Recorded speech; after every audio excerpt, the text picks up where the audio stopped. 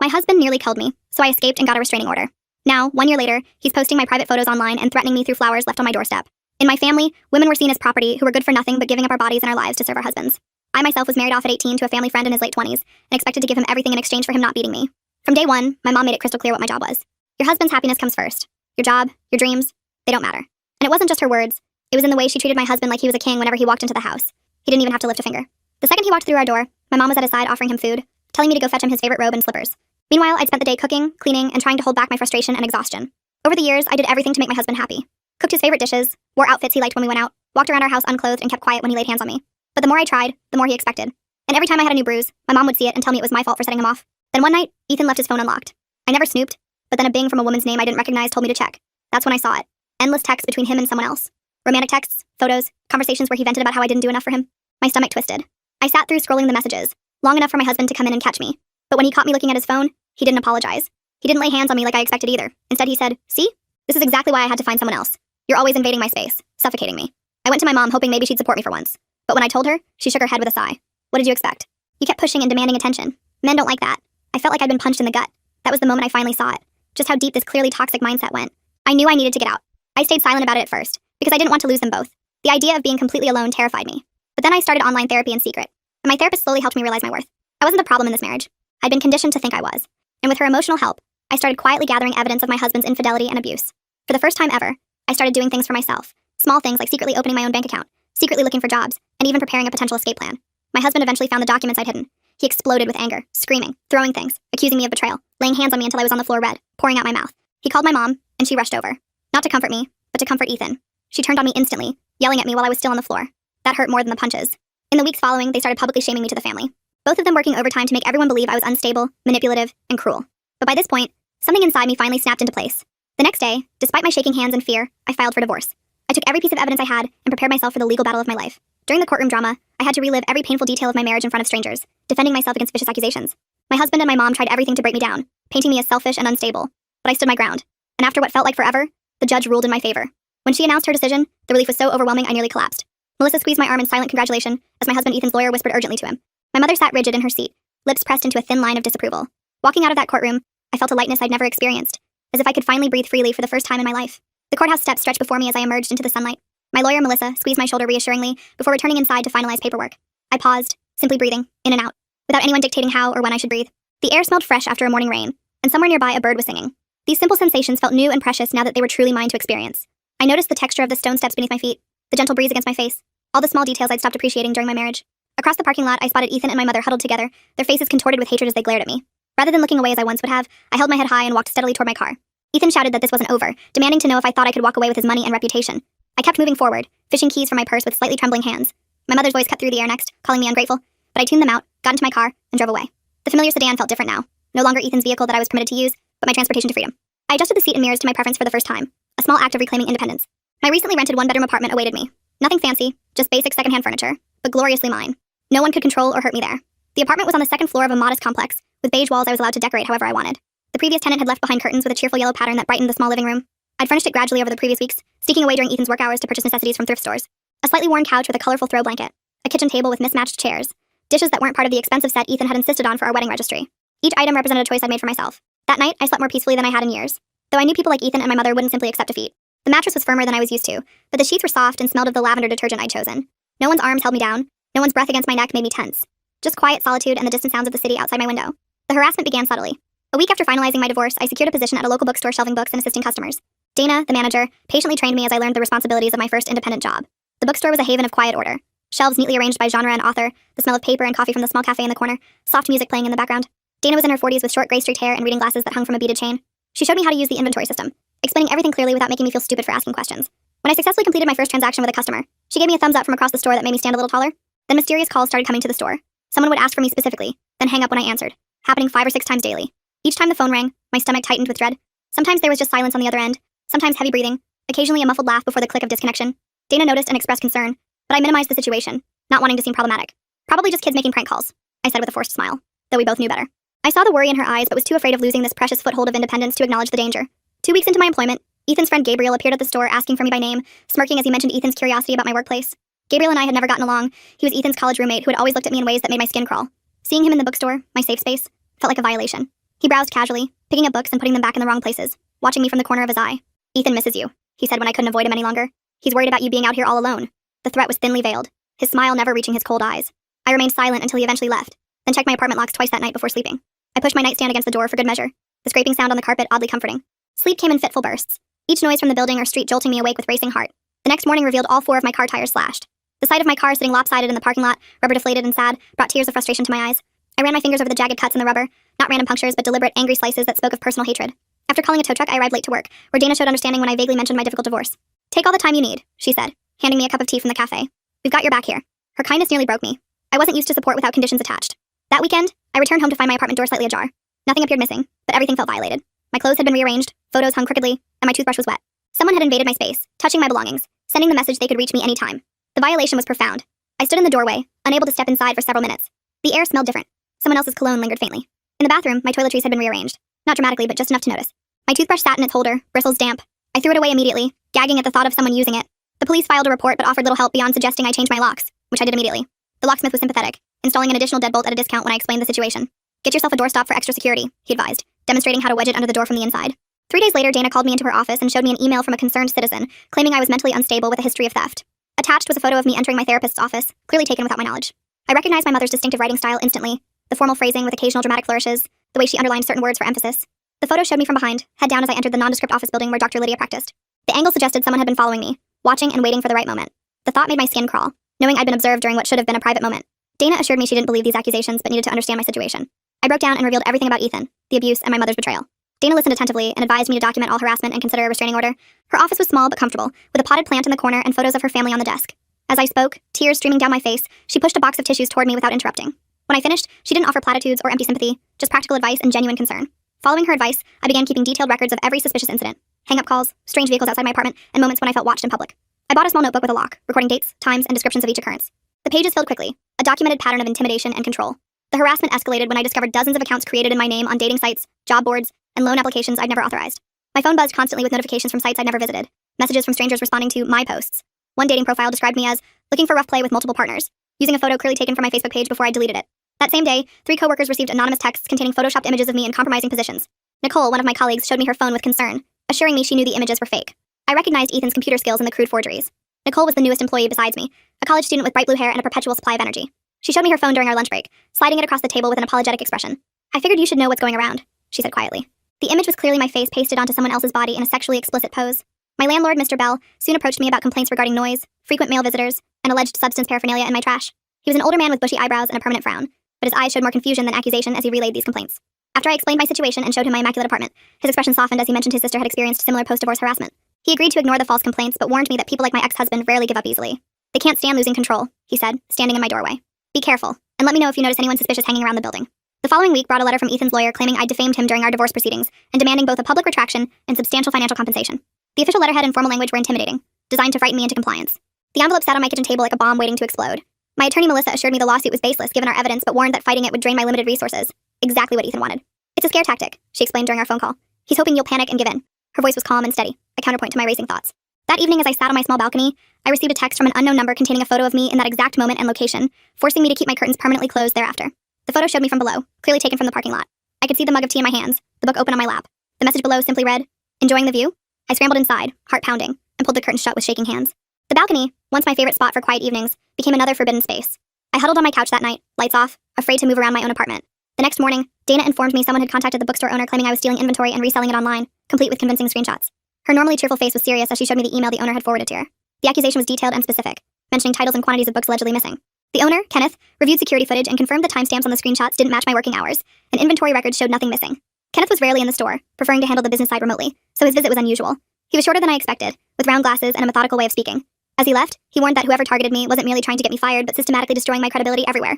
"They're trying to isolate you," he said, his voice matter of fact. "Make it impossible for you to find work, housing, or support." The clinical way he assessed my situation was oddly comforting. He saw it as a problem to solve, not a drama to judge. My therapist suggested I consider going public with my story, explaining that abusers like Ethan and my mother thrive in secrecy and count on my shame and isolation.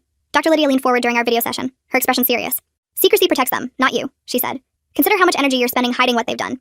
Though terrified of exposing my most painful experiences, I spent the weekend creating a detailed timeline of the harassment with all available evidence, the fake listings, photoshopped images, defamatory letter, and screenshots of accounts created in my name. My small kitchen table disappeared under printouts, screenshots, and notes as I organized everything chronologically. Monday morning, I posted everything online across multiple platforms, naming names and sharing photos of bruises from before my divorce. My hands trembled as I hit publish on each platform, releasing my private pain into the public sphere. I felt simultaneously exposed and relieved, like ripping off a bandage from a wound that needed air to heal. By lunchtime, my phone overflowed with supportive messages from former classmates, distant relatives, and strangers.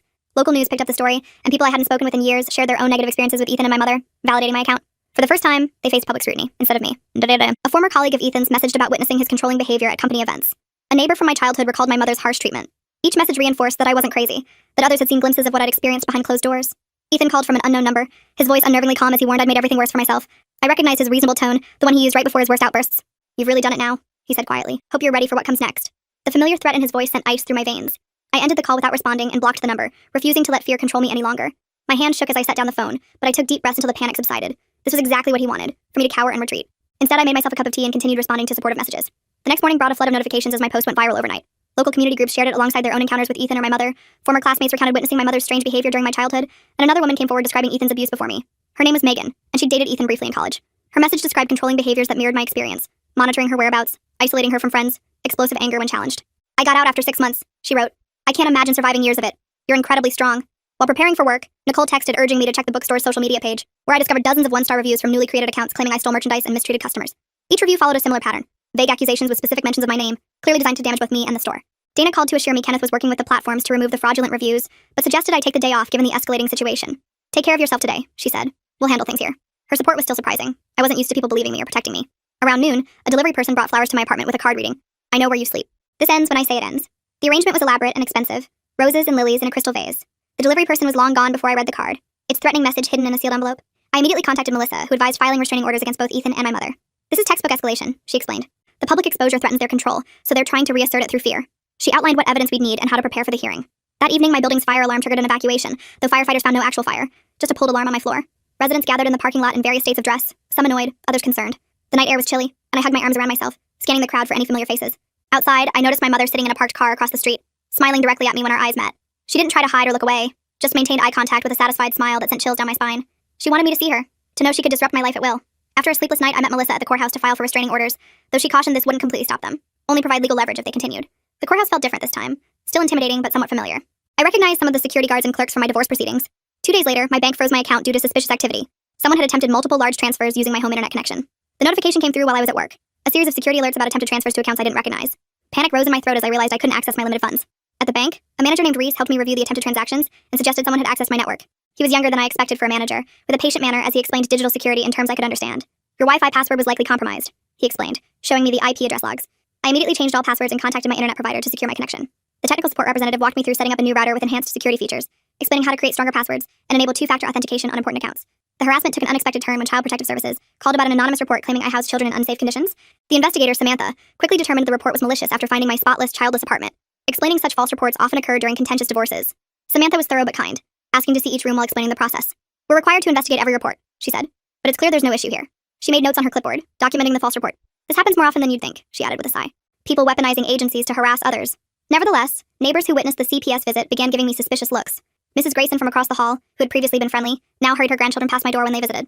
The maintenance man took longer to respond to my requests. Each interaction reinforced my growing isolation.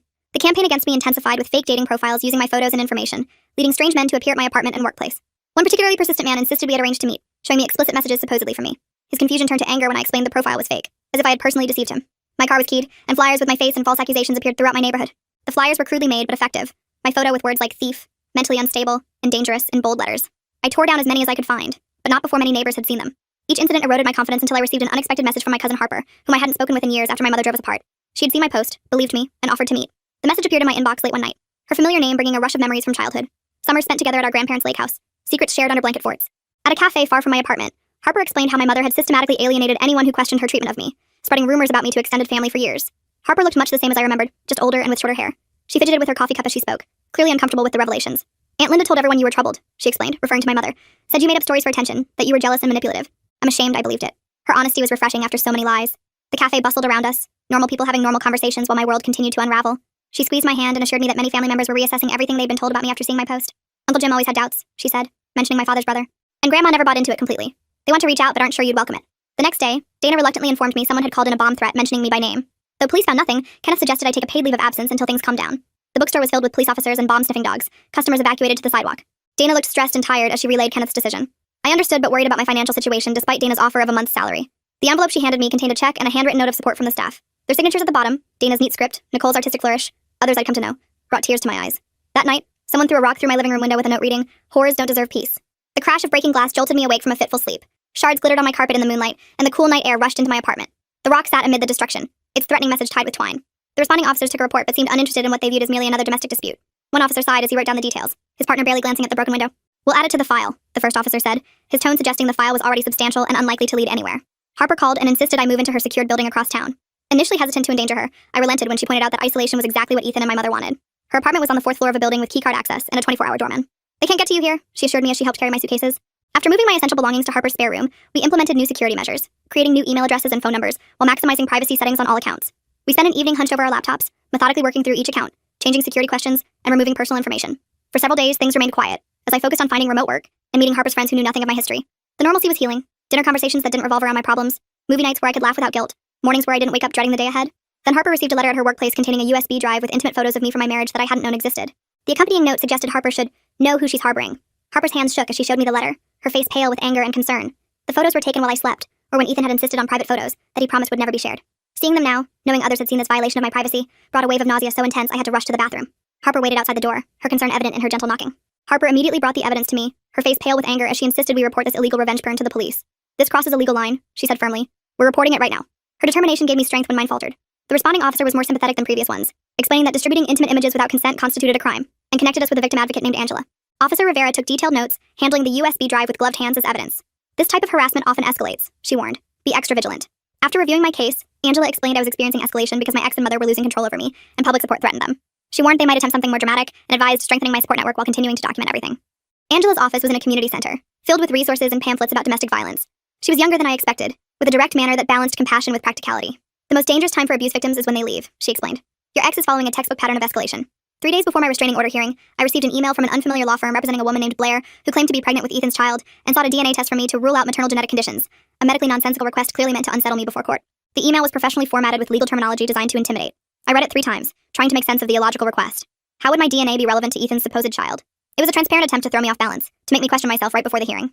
Melissa confirmed this wasn't a legitimate legal request, and advised ignoring it. But Blair herself appeared at Harper's building the next day, creating a scene in the lobby before the doorman refused her entry. Through the security camera feed, I watched a woman I'd never met shouting my name, demanding to speak with me about her baby's future. The doorman, a retired police officer named Marcus, calmly but firmly escorted her outside. On the day of the restraining order hearing, I dressed in clothes projecting confidence rather than the submissive outfits Ethan had always demanded. I chose a navy blue blazer over a simple white blouse, professional and composed rather than the feminine dresses Ethan had insisted made me look less difficult. My hair was pulled back neatly, my minimal makeup applied with steady hands despite my nerves. Harper, Nicole, and Dana accompanied me for support. Their presence behind me in the courtroom was a physical reminder that I wasn't alone anymore. Harper squeezed my shoulder as we waited. Nicole kept checking that I had water, and Dana's calm presence grounded me when anxiety threatened to overwhelm. Outside the courthouse, Ethan and my mother waited with an audience of family members, church friends, and Ethan's coworkers in an obvious intimidation attempt. They stood in a group on the steps, a wall of disapproving faces I had to walk past. My mother wore her church clothes, a modest dress and pearls that projected respectability. Ethan was in a suit I recognized, one I'd helped him select for important meetings. Inside the small hearing room, Ethan and my mother sat with their expensive-looking lawyer while we sat with Melissa. Their lawyer had a leather portfolio that probably cost more than my monthly rent. He arranged papers with practiced efficiency, occasionally whispering to Ethan, who nodded with feigned concern. The judge, an older woman with perceptive eyes, reviewed our documentation carefully before proceedings began. Judge Watkins had silver hair pulled into a tight bun and reading glasses perched on her nose. She flipped through our evidence with methodical attention, occasionally making notes without revealing her thoughts.